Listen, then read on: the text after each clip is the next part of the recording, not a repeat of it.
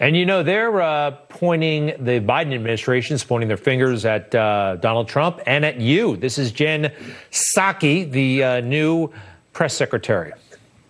I don't think any parent can look at what's happened to those kids over the last couple of years and not feel that we should do everything in our power to get those kids back with their parents. So we are trying to repair the damage and the horrific actions of the prior administration by trying to do everything we can to reunite these kids with their families. But it remains a dangerous trip. It remains a time. This is not the time to come to the United States. We need the time to put in place an immigration process so people can be treated humanely.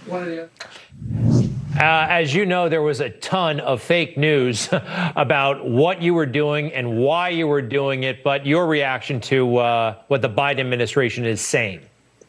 Greg, you're absolutely right. I mean, there's not enough time on the show right now to address all the spin and misinformation the president's press secretary just sent out. First of all, the very lawful zero tolerance program ended over 2.5 years ago. And this government, multiple agencies have worked tirelessly to actually reunite those families. And what this task force that Biden is presenting is going to find out that work has been ongoing. And he's going to also find out that a significant number of these families actually don't want their own kids back. They said, stay in this country. That task force is also going to find out, because of our broken immigration system, like the Florida Settlement Agreement, who says we cannot detain children and families, we have to release them, is that was exploited. And that was used by the human smuggling organizations and cartels to use these children as tokens and exploit them to simply illegally enter this country. That's the truth. That's the facts. And that's what the task force will find out. Everything she just said was spin.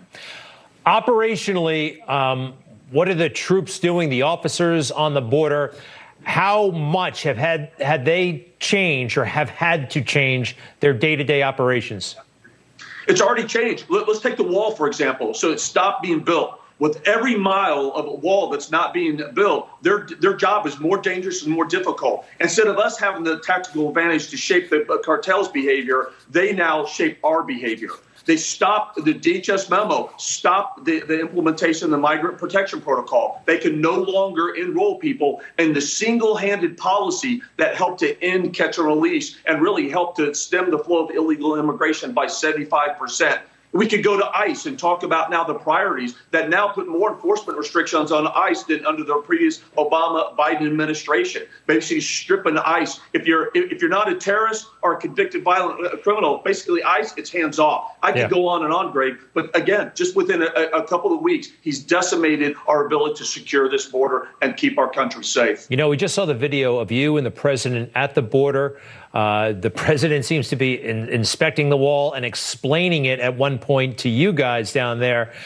And quite frankly, I just draw a contrast to what we have with Joe Biden, this wisp of a figure, signing whatever is put in front of him. Then you have him like kind of calling the shots at the border. What a difference. Great, complete difference. And this is one thing I've been saying. Like this, that false narrative about calling this the Trump's vanity wall, that's such a lie. That's such a false political narrative out there. The truth is just as you described it. This president went down there, went to the border himself. He talked to the experts that are risking their lives every single day to protect this country. They are the ones that told them part of what they need is infrastructure, this wall. He was providing them what they asked for. This president, this administration has completely rejected the experts, completely dismissed them, and continues to spin and tell Americans lies that walls aren't effective as part of that multi-layer strategy. Anyone who says that walls are not effective, they're lying to the American people, Greg. Flat, that's just simple, and we can back that up with facts, data, and historical information. Mark, what are you going to do now? You're out of the administration.